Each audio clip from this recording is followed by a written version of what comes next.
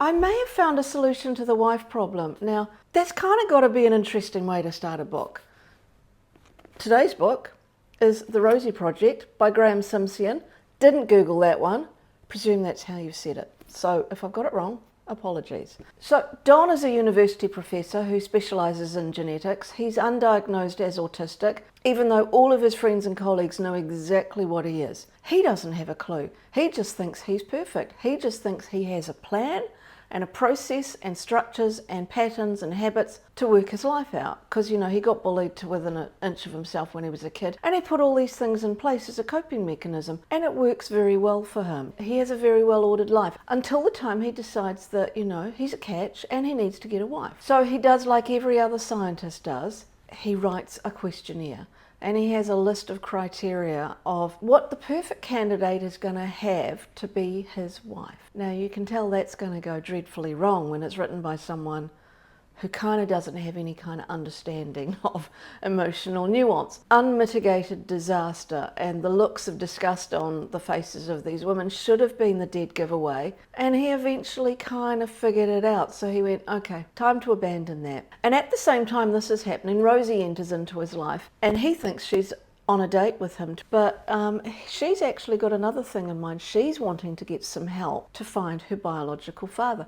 She knows he's a geneticist, and that's why she's asking him. He doesn't know she knows this, so he nobly offers up his skills. Now this has all come about because when her mother was at med school, she slept around a lot, as you do when you're a student. Her genetics professor at the time was kind of lazy and said the old thing that I remember from high school, which I've since found out is wrong, that two blue-eyed parents will produce a blue-eyed child. And Rosie's going, but I'm a brown-eyed child and I've got two blue-eyed parents. And Mum is saying, well, I don't know that he was your dad. And Mum died early, so she's gone down this whole thing of misinformation and kind of made a bit of a disaster of things. Kind of a bit of a comedy of errors, trying to track down who the right father is. And it's actually really delightful. Meanwhile, what's going on is he's falling in love with her.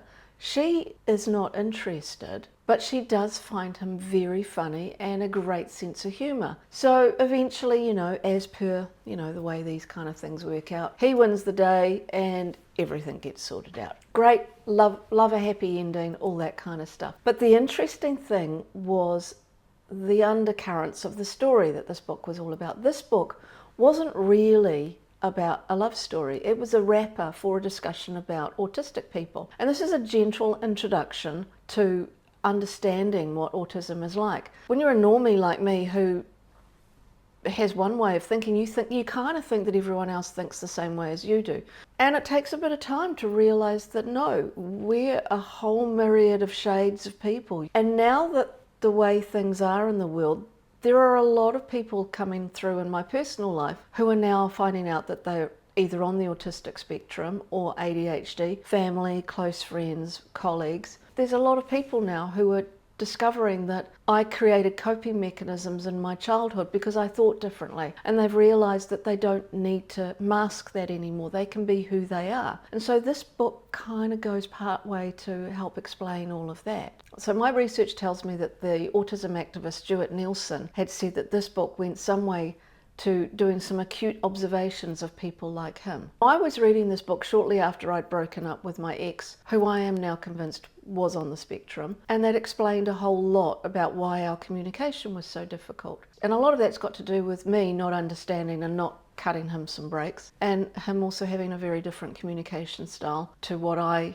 had and what I wanted in my relationship at that time. So it was a kind of a gentle introduction to it. People were coming out of the woodwork saying, yes, they've got this. They now have things to help them understand. I was talking to one of my former colleagues, a young man who said, yeah, I'm now diagnosed ADHD and I've got a whole new lease on life. And I was asking questions about, so what's the deal with the keys? Why do keys go in fridges? And he said, well, because you're holding them and you're taking something to fridge and you've got to put something down so it all goes down. I didn't know that. This book was originally written as a screenplay, and I can really see that. And I'd love to see this as a movie. I think it'd be great. So fingers crossed that that actually happens. So is this a stay or a let go? Well, I think I'm going to let it go. I think there's so much, I think there's a lot nowadays with people been on the neurodivergency spectrum, and there's a lot of people who don't understand anything about it. I mean, I've only just glimpsed at the outside edges of it. I think this book could be useful to some people who don't have any understanding as an introduction to thinking more about how there are people out there who think differently to them, and just go with the flow and accept everyone for who they are.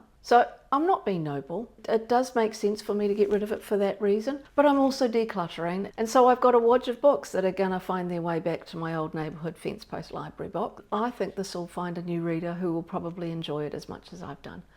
And I'll see you next time.